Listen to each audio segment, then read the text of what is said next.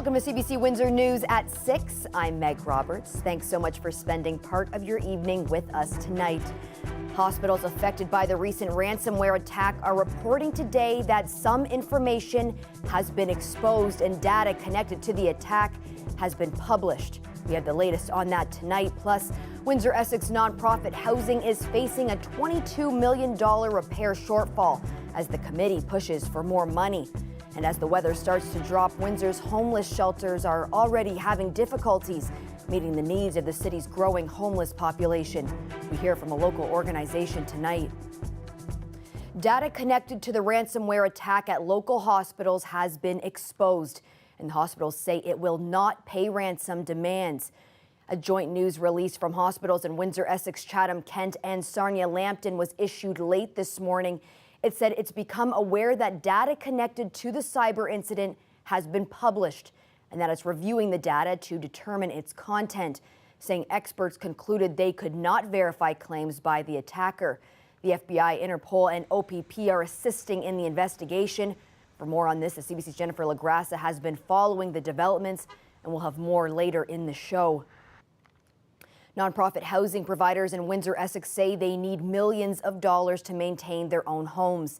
Some units in such poor condition they're sitting vacant amid a housing crisis. As CBC's Dale Molnar explains, they're now seeking more money from the province. 31 local nonprofits needed more than $26 million last year to rehabilitate and repair rental units in Windsor, Essex. But instead, they received just $4.2 million for the 2022-23 period from the Ontario Renovates Social Housing Repair Program. For residents in these affordable units, it might mean waiting a long time for needed repairs. And the longer we allow this to continue, the units will deteriorate even further. Anna Angelidis is the executive director of an agency that takes care of 3 different not-for-profit housing developments. She says they are only getting a fraction of what they need from the province to keep these aging units livable. We need approximately $500,000 a year in capital improvements. The proposed amount is approximately $130,000 for the entire housing portfolio, which doesn't amount to a lot when you divide it by 236 units. So you're getting about 130, but you need 500,000. We need a lot more, yes. She says 5% of the units they manage are vacant because of their poor condition. The Can-Am Urban Native Homes organization oversees 98 units in the city. They need the funding to keep up with repairs, but also to offset times when there's a lot of damage due to storm events. The executive director doesn't want to be in a position where tenants are suffering. The families that, reside in our homes are under enough stresses as it is. He says funding has decreased dramatically over the past 3 years. Councillor Fabio Costanti sits on the Community Services Standing Committee, which is recommending the city push for more funding. We've seen for a very lengthy period of time, upwards of decades, where funding was not coming down from upper level government to do a lot of maintenance and preventative work on a lot of our affordable and social housing stock. And he says now it will be more expensive to repair as costs go up. The committee's recommendation to push for more provincial funding still has to go to City Council for approval. Dale Molnar, CBC News, Windsor. Over the last week, the weather has taken a chilly turn here in Windsor, with temperatures dipping below zero overnight. Already, the city's largest homeless shelter is at capacity, with the downtown mission preparing to add more beds for winter months. Meanwhile, a local homeless center says they're already out of sleeping bags, now turning people away empty-handed. Well, I would say in the last week, we have probably at least turned 60 people away. That's a lot. And throughout the winter, we generally ask for about 300 sleeping bags. And the weather's been so warm, we hadn't done that ask yet. But we're going to need at least 300 to get us through the early part of next winter. Wilson Furlong's plea for donations comes as city staff ask council to passionately push for more supports from the provincial and federal government. They say increases to Ontario Works and the Ontario Disability Support Program aren't matching inflation. There's more than 4,000 people receiving help through these programs. They can receive up to $2,000 a month. Wilson Furlong says that's not enough to live in a city where rents start at $1,200. Any person eligible for welfare or disability pension, they should be receiving a check that's equal to the minimum market rent out in the community, because there's no other way for them to survive. Imagine persons very disabled in wheelchairs and they cannot find any place that they can afford to move into. Not certainly on that disability pension amount. Ontario faces a longer path to balance its budget than projected last spring. That's according to Ontario's finance minister, who released his fall economic statement today. Elevated interest rates and stubborn inflation are two things Minister Peter Bethlen-Falvey says puts pressure on the province's economy. And he joins us now live to talk more about this. Thank you, Minister, for making the time. We know when COVID hit, that affected budgets and increased costs. Now, high interest rates and inflation are both affecting Ontario's deficit. How do you see a way out of this? Well, I think, you don't just deal with short-term issues. You build for the long term. And, we're an over $1 trillion diversified economy in Ontario. We have about a $200 billion budget that we run. And so, we have a long-term plan to build this province, to get the infrastructure built. So we got 500,000 people that came to this province, population growth last year.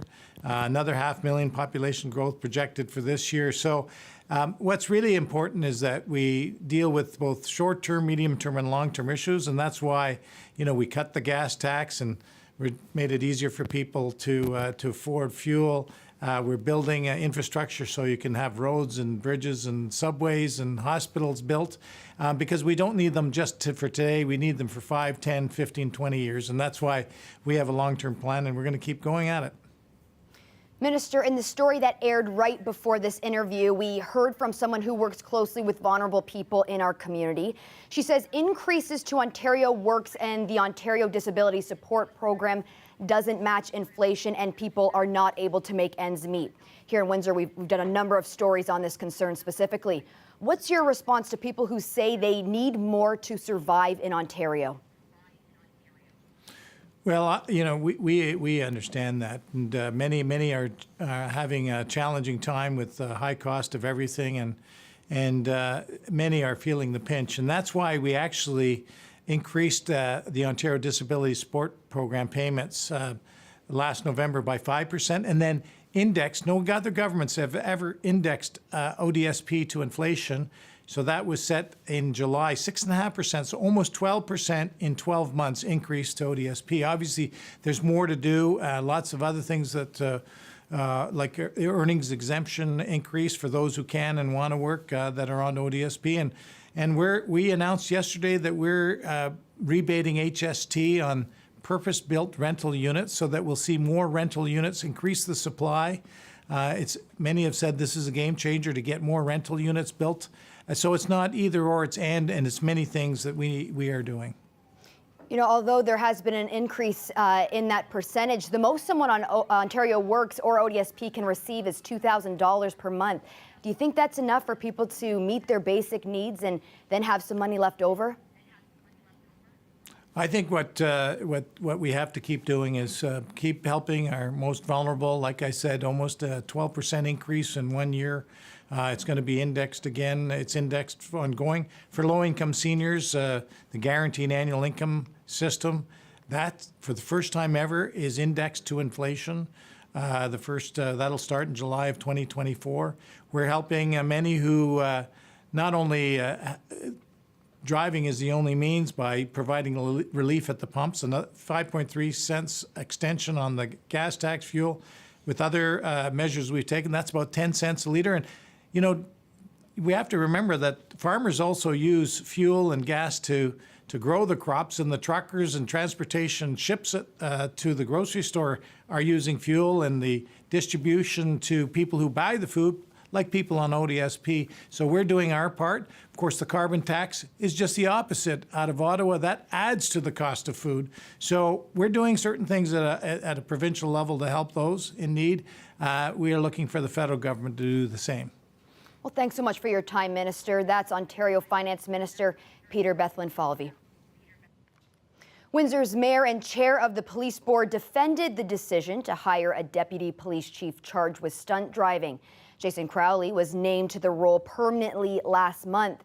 Earlier this year, he pled guilty to excessive speeding after being pulled over doing 111 kilometers an hour in a 70-kilometer zone. Obviously it was discussed. It's not something you can ignore, but at the end of the day, one particular incident that is not a criminal incident and an otherwise stellar 30-year career is not going to be a derailer. He faced the court system.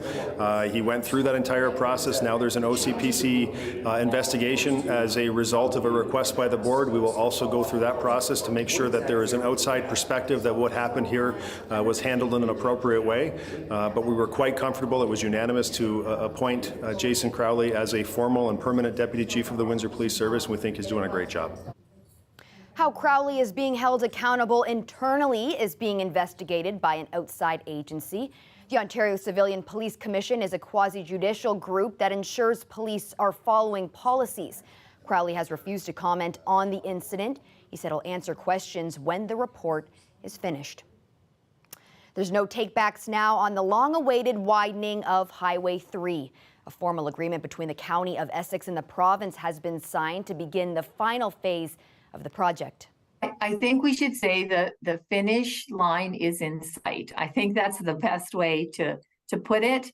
Certainly the design's being done. The estimated timeline was 2024 to 2027. So I'd say we can see the finish line from where we are right now. Widening all of Highway 3 has been discussed for years amid safety concerns, and portions of the project have already been completed, with Premier Doug Ford making widening of the highway a 2018 election campaign promise. Once complete, the 16-kilometer stretch between Essex and Leamington will have 4 lanes, and the existing road will be resurfaced. Traffic signals will be added to 3 intersections, eliminating 4 side road intersections. GIP Paving has been awarded the contract, valued at $138 million. Construction is expected to begin next spring. Essex County OPP say a teen faces a handful of charges after driving a truck into Lake Erie with 5 people inside. It happened around 9 o'clock last night on Point Peely Drive in Leamington. Police say all 5 people escaped without injuries, including the 19-year-old driver.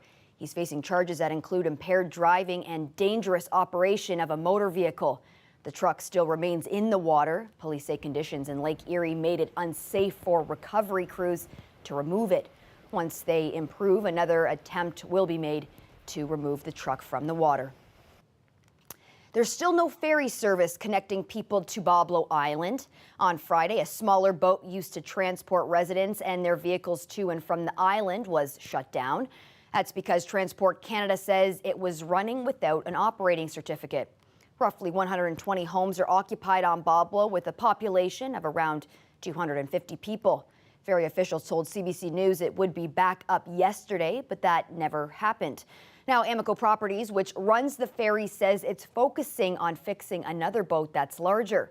It's been out of service for a longer period of time, requiring some repairs. Now they say that boat will be back on the water as soon as possible. Let's return now to our top story, the cyber attack at several hospitals in southwestern Ontario. Windsor Regional Hospital held its first board meeting today since patient and staff data was breached 11 days ago. The CBC's Jennifer LaGrassa attended the meeting within the last hour. And Jen, what are regional hospital officials saying about the cyber attack today? Yeah, so the hospital says that it's really working to get back on track. Other than news releases, this is really the first time that we're hearing Windsor Regional comment on the situation, which first began on October 23rd. CEO David Mouget addressed board members by saying the past 11 days have been a test for patients, staff, and the community. And he says it's a test that he thinks his staff are passing.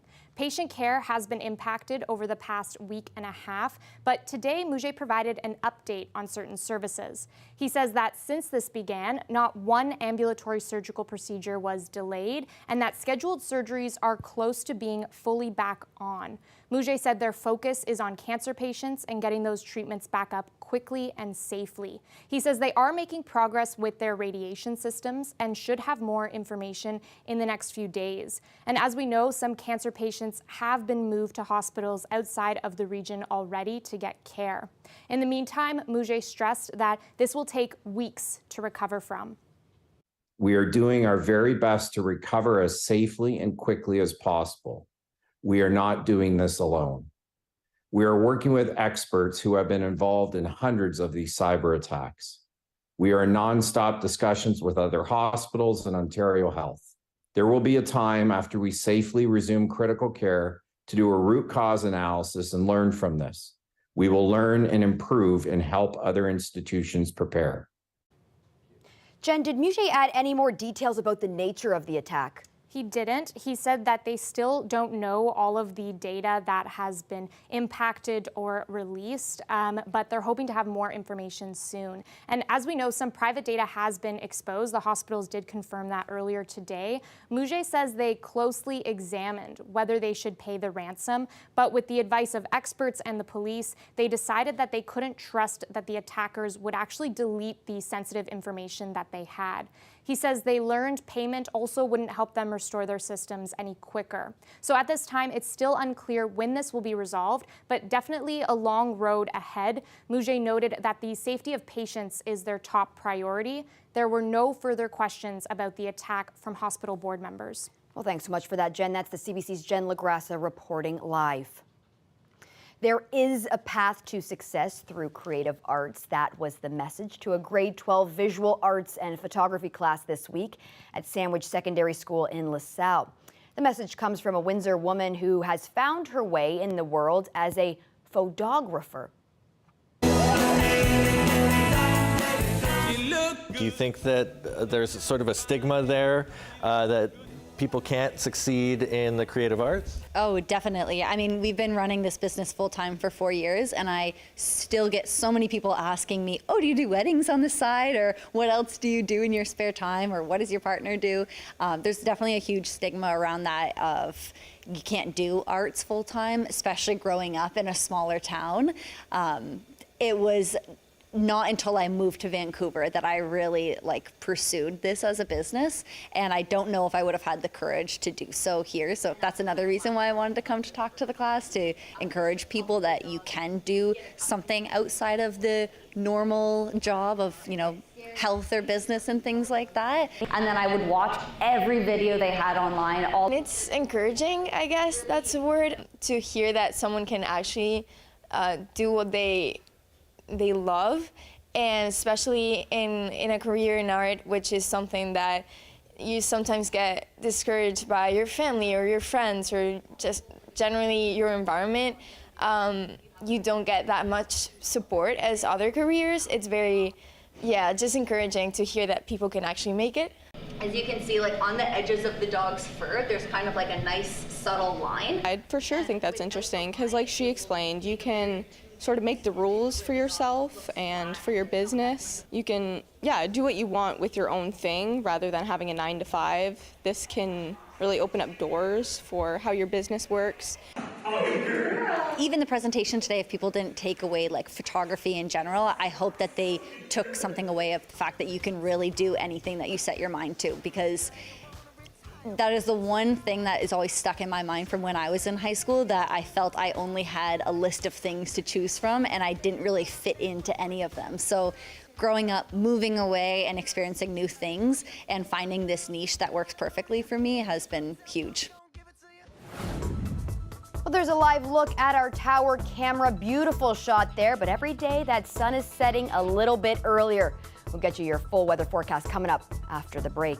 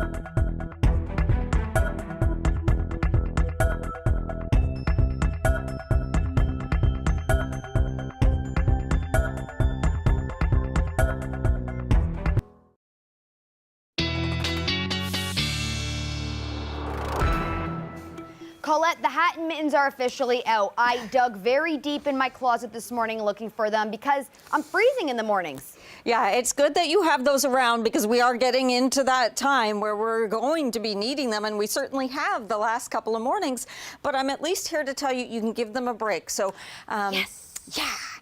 So for folks that maybe they've been away and you pulled them out and you don't really think they smell great, well, you've got a couple days. You can wash them or do whatever it is you might need to do. I need to do that, Colette. I do. Well, there you go. I wasn't speaking to you necessarily, Meg, but there you'll have that chance. And not only do we have some milder overnights, I did want to start with what we're looking at in terms of, yes, this weekend, I know we're changing the clocks, but where we're at this moment, where our sunset tonight basically happening just about now in a minute or two at 6:24, and the sunrise tomorrow, that is going to be around 8:07 a.m. and then things will change this weekend.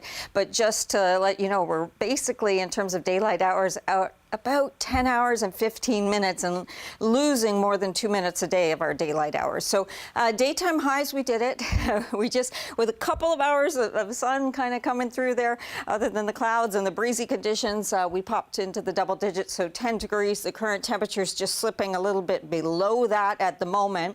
Sustained winds generally have been 15 to 25 kilometers an hour, but it's been the gusts that at times have been much stronger. They've eased a little bit here. Some of the stronger stuff is moving eastward, but we're not through it.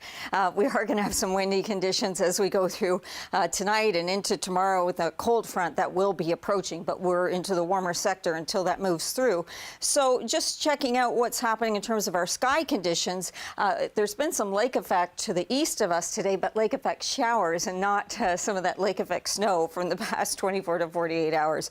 So looking ahead through the overnight, quiet, calm conditions into tomorrow, we should have some sunshine, looking pretty good, in fact, at times, but then through the afternoon becoming more variable, and then we'll build more cloud cover in. Then as the cold front comes, the more significant organized rain is well to the north. We're kind of on the fringes, so it's more light, kind of scattered, showery activity that pushes through Friday night into Saturday morning, and we do keep some of that cloud deck after that, but there's just not a lot to it, so a few millimeters at best, so I wouldn't worry about it ruining weekend plans.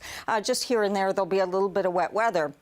Now, the winds can pose a bit of a problem, especially high-profile vehicles, or just when you're talking about some of these gusts exceeding 50, even 60 kilometers an hour. So we keep those through, and we'll deal with those through Friday. Once that cold front goes through, I want you to know things are going to improve for the weekend with lighter winds, mild overnight temperatures tonight. I wouldn't expect that you need those mittens. And then just looking at some mild temperatures ahead for us for our daytime maximums as well, Meg.